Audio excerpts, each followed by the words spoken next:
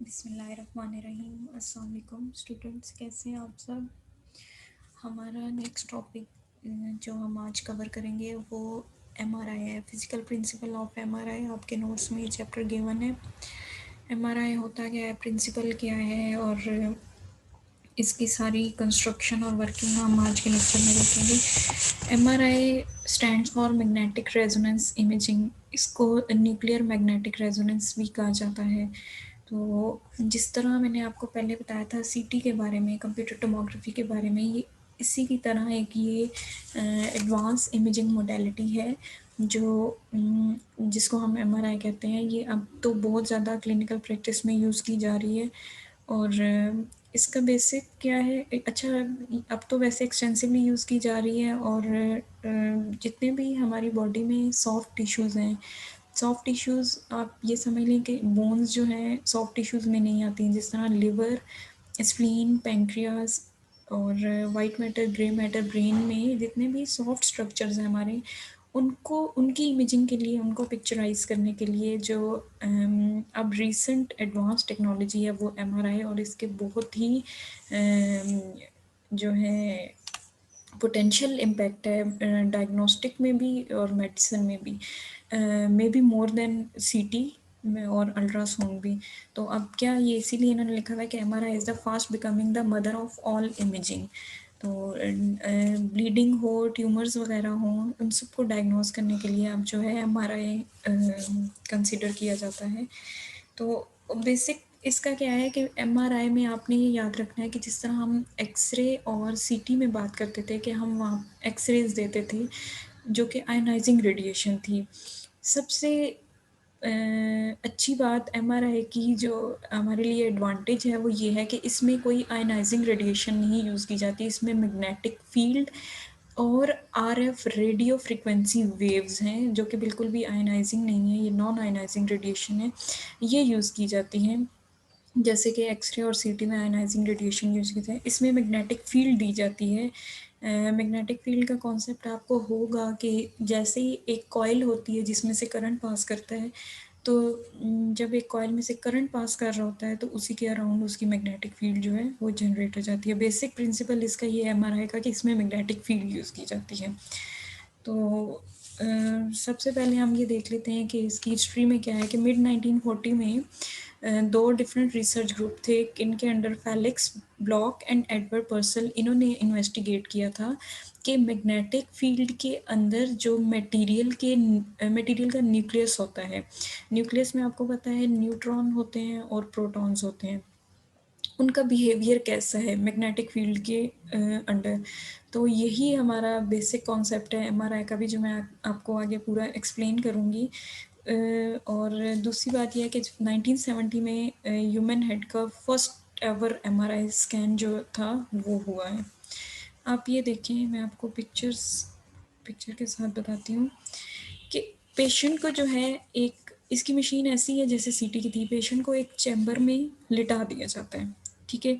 उसके बाद क्या है कि इलेक्ट्रोमैग्नेटिक सिग्नल, अब ये जो चैम्बर है इसमें डिफरेंट मैग्नेट्स लगे होते हैं, डिफरेंट कॉइल्स लगी होती हैं। अब क्या होता है कि मैग्नेटिक फील्ड प्रोड्यूस की जाती है जैसे ही हम करंट देते हैं, तो और उसके बाद इलेक्ट्रोमैग्नेटिक सिग्नल दिया जाता है जो मैं आपको बताऊंगी कि किन कॉइल्स के थ्रू दिया जाता है। तो वो हमारी जो बॉडी है वो इलेक्ट्रोमैग्नेटिक सिग्नल जो है एब्जॉर्ब करेगी। फिर बॉडी के अपने प्रोटॉन्स में चेंजिंग आएगी, उनकी अलाइनमेंट में चेंज आएगा। उसके बाद जैसे ही हम वो सिग्नल देना बंद करते हैं, अपना इलेक्ट्रोमैग्नेटिक सिग्नल जो है हम देना बंद करेंगे, तो जो इसी गैंट्री में, ये गैंट्री होती है, इसी गैंट्री में एक सेंसर्स लगे होते हैं, कॉइल्स होती हैं जो वो सिग्नल रिसीव करते हैं। जैसे हमने पहले इलेक्ट्रोमैग्नेटिक सिग्नल दिया, बॉडी ने वो सिग्नल एब्जॉर्ब किया, बॉडी के स्ट्रक्चर के अकॉर्डिंग, ऑर्गन्स के अकॉर्डिंग वो सिग्नल वेरी करेगा, स्ट्रक्चर टू स्ट्रक्चर या ऑर्गन टू ऑर्गन। जैसे हमने इलेक्ट्रोमैग्नेटिक सिग्नल देना बंद किया, बॉडी ने भी सिग्नल जो एब्जॉर्ब किया था वो एनर्जी रिलीज़ करेंगे, ठीक है। अब वो जो सिग्नल रिलीज़ होता है वो इस मशीन में सेंसर्स लगे होते हैं, डिटेक्टर्स होते हैं, वो सिग्नल जो है वो डिटेक्ट करेंगे और फिर कंप्यूटर में वो सिग्नल जाएगा, वहाँ पे एनालॉग टू डिजिटल कन्वर्जन होगी और हमारे पास जो है उस स्ट्रक्चर का, जिस स्ट्रक्चर से सिग्नल आ रहा है उसकी जो है इमेज बन जाती है, जिसको हम इमेज फॉर्मेशन भी कहते हैं। ये इसका बेसिक प्रिंसिपल है कि हमने इलेक्ट्रोमैग्नेटिक सिग्नल दिया, बॉडी ने वो सिग्नल एब्जॉर्ब किया, जैसे ही हमने सिग्नल देना बंद किया बॉडी ने सिग्नल रिलीज़ कर दिया और उसके बाद जो है वो हमने सेंसर्स के थ्रू इमेज फॉर्मेशन हो जाती है सिग्नल डिटेक्ट करके। एमआरआई क्यों यूज़ होता है? इसके जो सिग्निफिकेंट एडवांटेजेस हैं दूसरी डायग्नोस्टिक इमेजिंग मोडेलिटीज़ जैसे सीटी, एक्सरे, फ्लोरो, अल्ट्रासाउंड, वो ये हैं कि बेस्ट लो कंट्रास्ट रेजोल्यूशन है। हाई कंट्रास्ट और लो कंट्रास्ट क्या होता है? हाई कंट्रास्ट आपको मैं बताती हूँ कि जैसे बोन और लिवर दो डिफरेंट टिश्यूज़ हैं। Liver is a soft tissue और बोन जो है वो सॉफ्ट टिश्यू में नहीं आता है। तो ये हाई कंट्रास्ट है, आप इजीली आइडेंटिफाई कर सकते हो। एक्सरेज पे भी बोन आपको बिल्कुल वाइट नज़र आएगी, सॉफ्ट टिश्यू आपको ग्रेश नज़र आता है, ये हाई कंट्रास्ट है। लो कंट्रास्ट के दो सॉफ्ट टिश्यूज़ में ही आपको जो है डिफ्रेंसिएशन करनी है। जैसे लिवर और किडनी साथ साथ पड़े हैं और उनकी जो है उनका लो कंट्रास्ट है, आपको पता है वो डिफरेंट नहीं है, दोनों सॉफ्ट टिश्यूज़ हैं।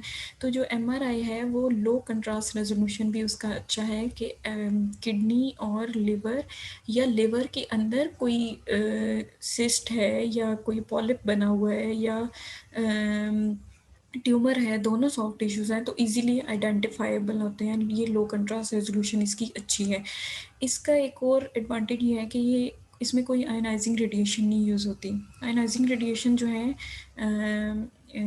डेंजरस होती हैं, बॉडी के लिए हैज़ार्डस होती हैं, लेकिन एमआरआई में हम जैसे पहले बात कर चुके हैं कि इलेक्ट्रोमैग्नेटिक रेडिएशन होती हैं। फिर मल्टीप्लेनर इमेजिंग डायरेक्ट हम कर सकते हैं, हर प्लेन से हम इमेज एट अ टाइम ले सकते हैं।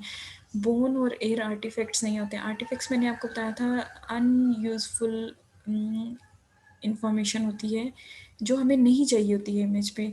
अच्छा, direct flow measurement blood flow है या सीएसएफ फ्लो है जो ब्रेन में होता है, सेरिब्रोस्पाइनल फ्लूइड, हम फ्लो मेजरमेंट्स भी कर सकते हैं। टोटली नॉन इन्वेजिव, इसमें हमें कोई इन्वेजिव प्रोसीजर नहीं है, कुछ हम इंजेक्ट नहीं करते, हमें नीडल इंसर्ट नहीं करनी पड़ती।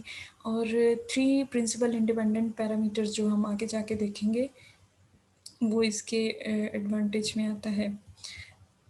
फंडामेंटल कॉन्सेप्ट क्या है कि मैं आपको बताती हूँ। हमें पता है कि एटम के 3 पार्टिकल्स होते हैं, इलेक्ट्रॉन्स हैं, प्रोटॉन्स हैं, न्यूट्रॉन्स हैं। इलेक्ट्रॉन्स आपको पता है कि वो ऑर्बिट्स में मूव करते हैं। अब जहाँ पे न्यूक्लियस की बात आती है, बॉडी के एटम के न्यूक्लियस की, तो उसमें न्यूट्रॉन्स और प्रोटॉन्स होते हैं। प्रोटॉन्स जो हैं हमें पता है पॉजिटिवली चार्ज होते हैं और न्यूट्रॉन पे कोई चार्ज नहीं है। इसका मतलब है कि न्यूक्लियस पे पॉजिटिव चार्ज है।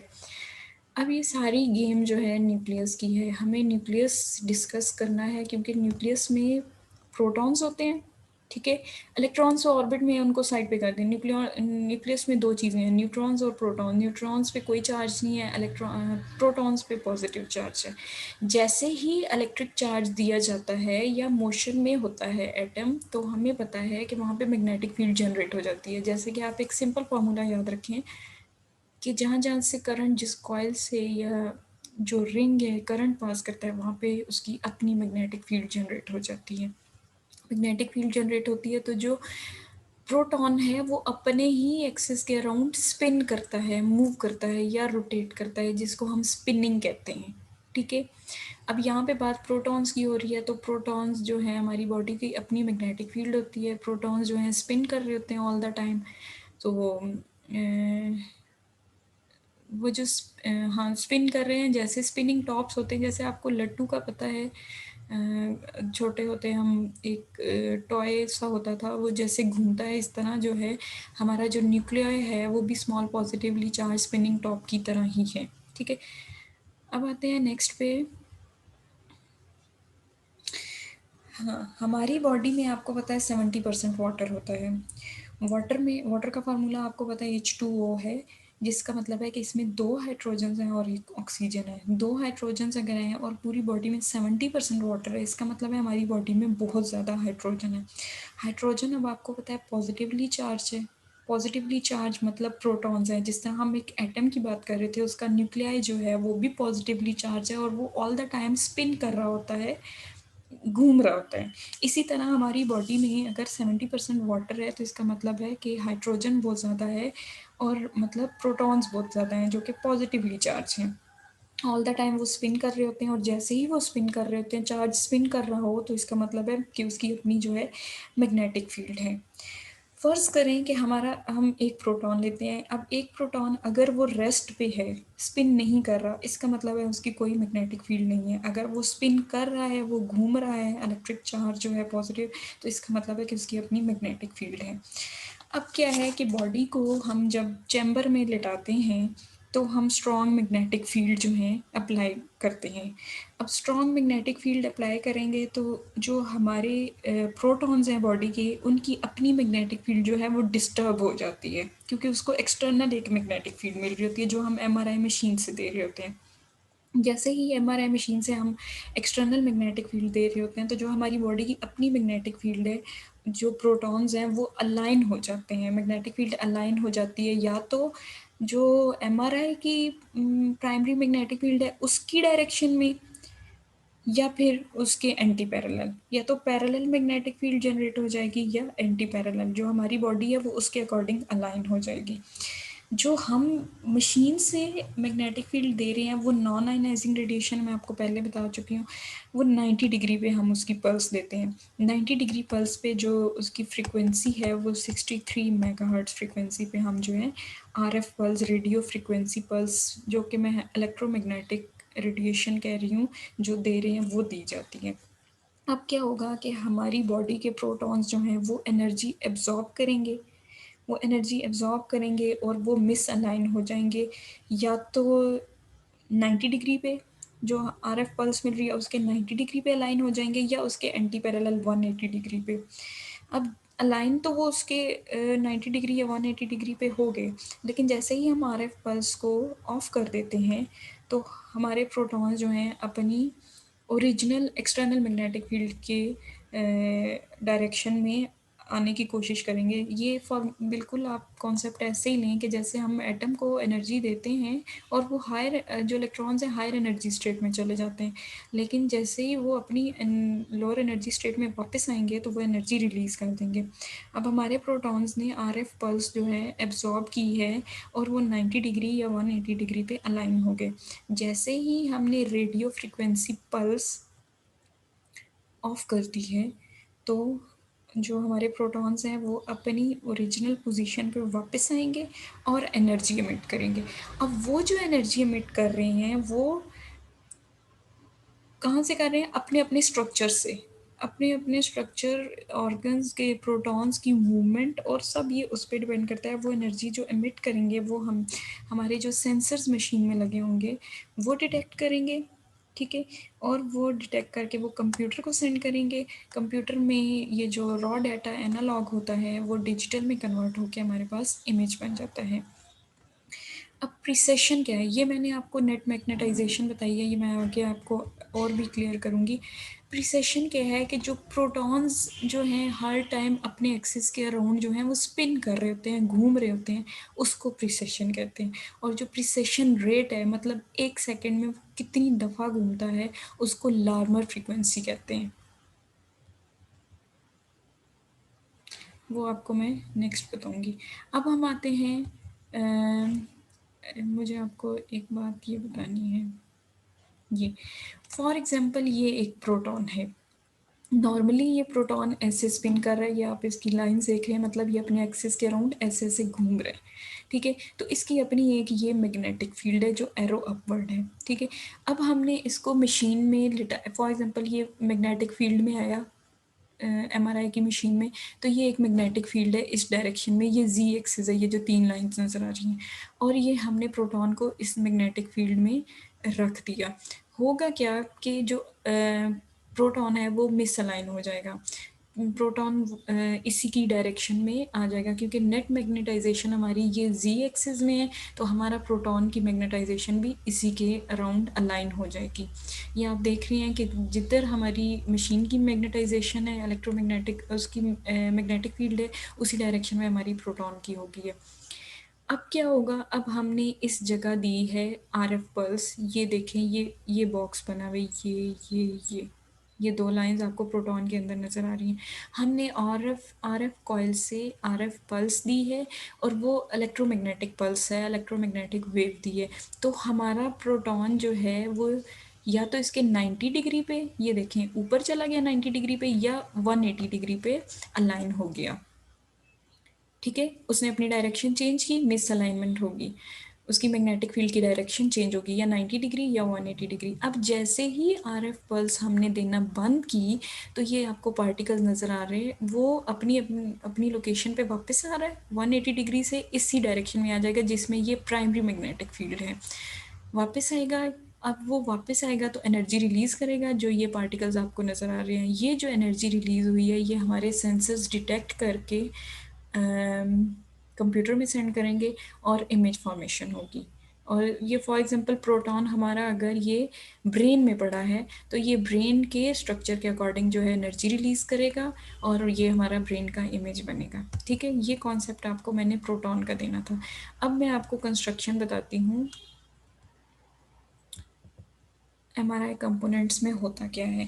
ये पेशेंट है जिसको हमने काउच पे लिटाया है, और ये उसकी पूरी गैंट्री है, ये जो बॉक्स आपको नज़र आ रहा है। सबसे बाहर प्राइमरी मैग्नेटिक फील्ड होती है, ये देखें, अगर तो गोल है गैंट्री, तो सबसे बाहर वाली कॉइल जो है प्राइमरी मैग्नेटिक फील्ड होगी। प्राइमरी मैग्नेटिक फील्ड में जो है सुपर कंडक्टिंग मैग्नेट लगा होता है। मैग्नेट किस लिए लगा होता है, क्योंकि मैग्नेटिक फील्ड हमने है देनी होती है। ये देखें, सुपर कंडक्टिंग मैग्नेट होता है, और उसकी जो है मैग्नेटिक फ्लक्स डेंसिटी है वो 1.5 to 3 टेस्ला यूनिट है मैग्नेटिक फ्लक्स डेंसिटी की। ठीक है, अच्छा, अब हमारे ये कोई हमने प्रोटॉन्स हैं हमारे बॉडी के, हमने कोई फील्ड नहीं दी, तो ये रैंडमली जो है इनकी डायरेक्शन है मैग्नेटिक फील्ड की। जैसे ही हमने इसको external magnetic primary magnetic field में हमारा बॉडी किया, तो जो हमारे बॉडी के प्रोटॉन हैं वो अलाइन हो गए, या तो पैरेलल या एंटी पैरेलल, जिसकी डायरेक्शन आप नीचे देख रहे हैं ऊपर के साथ नीचे, तो ये एंटी पैरेलल हो गए। ये हमने बी नॉट जो है, या बी ज़ीरो कह लें, ये हमने प्राइमरी मैग्नेटिक फील्ड दी है, और हमारे जो प्रोटॉन्स हैं वो अलाइन हो गए, या तो पैरेलल या एंटी पैरेलल। ये है सिंपल, हमने अपनी बॉडी को मैग्नेटिक फील्ड में रखा। अभी हमने कोई आरएफ पल्स नहीं दी, रेडियो फ्रिक्वेंसी पल्स जो है, या इलेक्ट्रोमैग्नेटिक पल्स अभी नहीं दी, अभी सिर्फ प्राइमरी मैग्नेटिक फील्ड में रखा, तो हमारे जो हैं हाइड्रोजन एटम अलाइन हो गए, या तो पैरेलल या प्राइमरी फील्ड के एंटी पैरेलल। इसको कहते हैं लॉन्गिट्यूडनल मैग्नेटाइजेशन। ये देखें,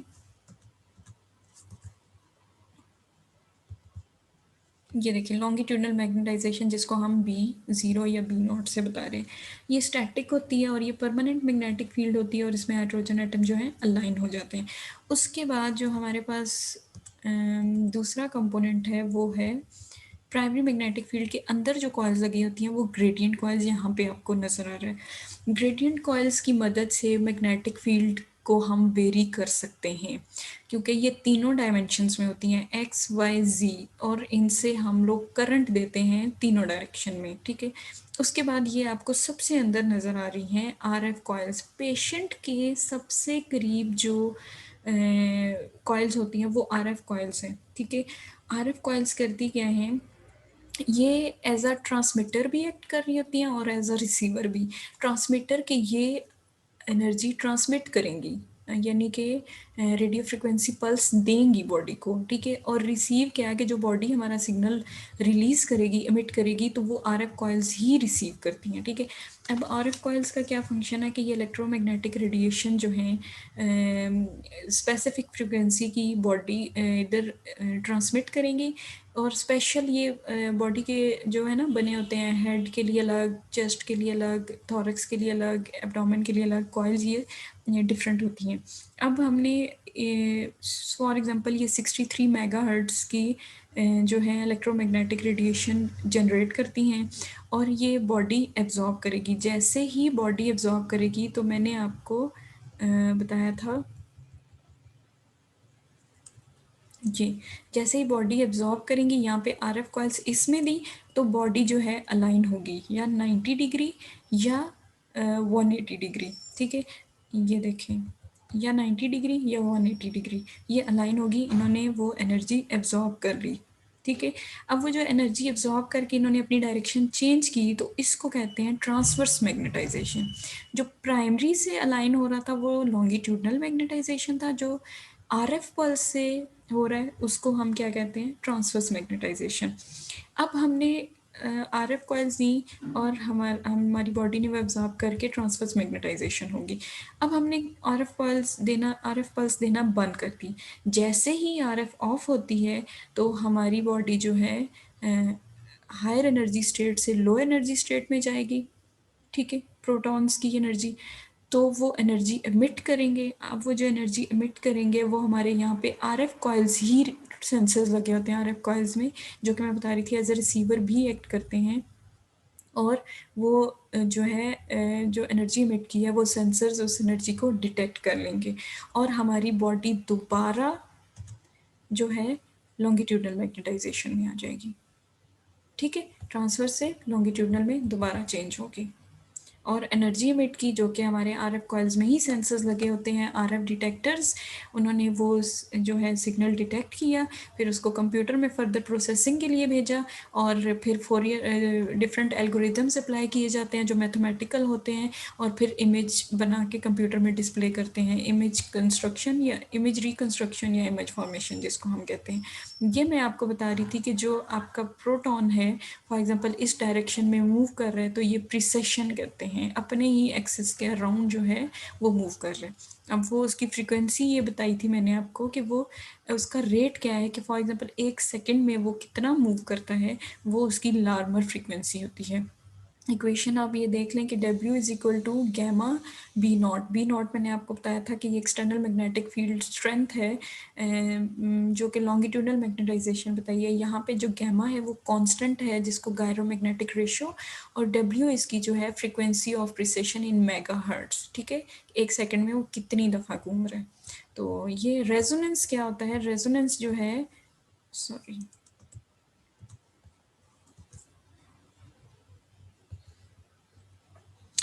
transition of energy from one form to another. Higher energy state से अगर लो एनर्जी स्टेट में जाएगा तो इसको जो जिस फ्रीक्वेंसी पे ये फिनोमेना होगा तो उसको हम रेजोनेंस कहते हैं, ठीक है। अच्छा, उसके बाद मैंने आपको बताने हैं दो तीन तीन पैरामीटर्स हैं एनएमआर के या एमआरआई के। तीन पैरामीटर्स हैं, वो हैं spin density, T1 relaxation time और T2 रिलैक्सेशन टाइम, ठीक है। स्पिन डेंसिटी क्या है, जो strength of signal receive from processing nuclei is proportional to number of nuclei. हमारे पास जो सिग्नल हमें मिला है, ठीक है, उसकी स्ट्रेंथ क्या है वो डिपेंड करती है कि हमारे टिश्यू में न्यूक्लियाई का नंबर क्या है। सिग्नल की स्ट्रेंथ डिपेंड करती है number of nuclei with in the tissue spin density, ठीक है। तो इसका मतलब है कि हाइड्रोजन कंसंट्रेशन कितनी है, नंबर ऑफ न्यूक्लियाई में हम हाइड्रोजन ही, क्योंकि न्यूट्रॉन्स पे कोई चार्ज नहीं होता तो हम प्रोटॉन्स की बात कर रहे हैं, तो नंबर ऑफ न्यूक्लियाई जो है हाइड्रोजन कंसंट्रेशन है। तो इसका मतलब है कि हमारे सिग्नल की जो स्ट्रेंथ है, जो हमें सिग्नल मिल रहे हैं इमेज फॉर्मेशन के लिए, वो प्रोपोर्शनल है, वो डिपेंड करता है हाइड्रोजन कंसंट्रेशन पे। Now comes to two relaxation times, T1 relaxation time and T2 relaxation time। आपको मैं बताती हूँ कि जैसे ही हमारा सिग्नल लॉन्गिट्यूडनल से ट्रांसवर्स मैग्नेटाइजेशन में गया था तो हमने आरएफ बंद कर दी, अब ट्रांसफ़र से लॉन्गिट्यूडनल में वापस आना था, ठीक है। अब ये मैं आपको एक शॉर्ट सी वीडियो बताऊंगी कि वापस जब वो आते हैं हायर एनर्जी स्टेट से लो एनर्जी स्टेट में, तो उनके दो टाइम्स मेंशन है, T1 रिलैक्सेशन एंड T2। इसके लिए मैं आपको शॉर्ट सी वीडियो बताती हूँ। फ़िलहाल मैं आपको आगे ये थोड़ा सा इक्विपमेंट बता दूँ। ओके, मैं आपको रिलैक्सेशन टाइम्स अभी बताती हूँ, इसके बाद इक्विपमेंट जो मैं आपको बता रही हूँ कि परमानेंट मैग्नेट्स लगे होते हैं, जिस तरह मैंने आपको सुपर कंडक्टिंग और रेसिस्टिव मैग्नेट्स बताए हैं, ये एक्सटर्नल मैग्नेटिक फील्ड जनरेट करने के लिए, ठीक है। अब सुपर कंडक्टिंग एमआर गैंट्री में क्या क्या होता है, डिवर होता है जो कंटेनर है जिसके स्मूथ शाइनी एक्सटीरियर और मच लाइक अ थर्मोस बॉटल, जिसमें मशीन है, जो मशीन की ओपनिंग है जिसमें पेशेंट को लिटाया जाता है। उसके बाद लिक्विड और नाइट्रोजन जो है, लिक्विड नाइट्रोजन और लिक्विड हीलियम के कंटेनर्स होते हैं, ठीक है, चैम्बर के अंदर। वो कूलिंग के लिए ही होते हैं। आपको पता है कि कहीं भी अगर करंट दिया जा रहा है वहाँ पे बहुत ज़्यादा हीट जनरेट होती है, तो कूलिंग इफेक्ट के लिए हमने जो है आउटर मोस्ट चैम्बर जो है फिल हुआ होता है लिक्विड नाइट्रोजन और इंटीरियर लिक्विड हीलियम के लिए। शिम कॉइल्स भी होती हैं। जो जो मेन मैग्नेटिक फील्ड है, प्राइमरी मैग्नेटिक फील्ड है, उसमें होमोजेनिटी यानी स्मूथ कोई इनहोमोजेनिटी ना हो, उसके लिए शिम कॉइल्स दी जाती हैं just inside the aperture of main magnet जो है, ठीक है। मेन मैग्नेट का जो अपर्चर है बिल्कुल उसके अंदर जो है शिम कॉइल्स लगी होती हैं। अच्छा, उसके बाद ग्रेडियंट कॉइल्स मैं ऑलरेडी आपको बता चुकी हूँ, जो 3 डायरेक्शनल एक्स वाई जी तीनों डायरेक्शन में होती हैं, जिनको करंट दिया जाता है और फिर मैग्नेटिक फील्ड जनरेट होती है उससे, ठीक है। आरएफ प्रोब कह लें, आरएफ कॉइल्स कह लें, जो रेडियो फ्रिक्वेंसी पल्स देते हैं, ठीक है। Usually the same antenna coil that transmitted the radio frequency pulse into the patient and is also used to determine the MR signal. मतलब वो ट्रांसमीटर भी एक्ट कर रहे हैं और एज अ रिसीवर भी वो पल्स देंगे भी, और जो सिग्नल जनरेट होगा वो उसको डिटेक्ट भी करेंगे। एमआर इमेजेस के कुछ स्पेशल करेक्टरिस्टिक्स हैं ओवर द सीटी एंड एक्सरे जो उनमें नहीं है, उनकी बात करते हैं। तो स्पेशल रेजोल्यूशन, मैंने आपको बताया था स्पेशल रेजोल्यूशन क्या था। जिस तरह आप पिक्चर्स को जूम कर कर के फाइनल डिटेल लेते हैं, छोटी सी छोटी डिटेल, वो उसको स्पेशल रेजोल्यूशन कहते हैं, ठीक है। अब जो है चाहे हाई कंट्रास्ट है लो कंट्रास्ट है, हाई कंट्रास्ट ऑब्जेक्ट के स्ट्रक्चर लेस देन 1 mm भी, 1 mm भी जो है एमआर इमेजेस में हम विजुलाइज कर सकते हैं। कि इसकी स्पेशल रेजोल्यूशन बहुत ज़्यादा अच्छी होती है सीटी से, ठीक है। लेस देन 1 mm भी हम इसमें देख सकते हैं। अच्छा, उसके बाद कंट्रास्ट रेजोल्यूशन मैंने आपको बताया था कि 2 डिफरेंट स्ट्रक्चर्स हैं। सॉफ्ट टिश्यू अलग है, एयर अलग है, बोन अलग है, फ्लूइड अलग है।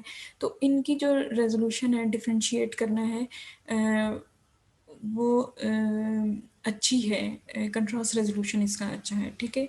लो कंट्रास्ट स्ट्रक्चर भी जो कि मतलब सेम है, जिस तरह दोनों सॉफ्ट टिश्यूज ले लें या ब्लड को वाटर से जो है डिफ्रेंशिएट करना हो, तो वो भी इसका रेजोल्यूशन अच्छा है, ठीक है। और इसकी 3 पैरामीटर्स जो स्पिन डेंसिटी है, T1 T2 रिलैक्सेशन टाइम्स, जो कि मैं अभी आपको बताऊंगी। आरएफ पल्स सीक्वेंस के जो हम आरएफ दे रहे हैं, ट्रांसमिट कर रहे हैं पेशेंट में, उस किस मैनर में दे रहे हैं, तो ये डिफरेंट टाइप्स होती हैं इसमें, जिसका आपको याद रखना है कि पार्शियल सैचुरेशन है, इन्वर्जन रिकवरी है और स्पिन एको। ये 3 तरह के तरीके हैं जिससे हम आरएफ पल्स देते हैं। अब मैं आपको एक शॉर्ट सी वीडियो बताऊंगी।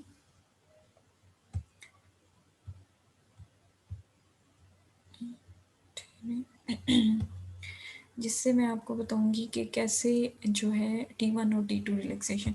अब मैंने आपको बताया था कि हमारी प्राइमरी मैग्नेटिक फील्ड से ये लॉन्गिट्यूडनल मैग्नेटाइजेशन जनरेट हो जाता है, हमारी बॉडी के प्रोटॉन्स इस डायरेक्शन में अलाइन हो गए। जैसे ही आरएफ पल्स दी तो ये ट्रांसवर्स अलाइन हो गए, ठीक है। अब सारा हमारा प्रोटॉन की डायरेक्शन ये आप देखेंगे कि इस डायरेक्शन में अलाइन हो जाते हैं हमारे प्रोटॉन्स, लॉन्गिट्यूडनल से ट्रांसवर्स में चले गए।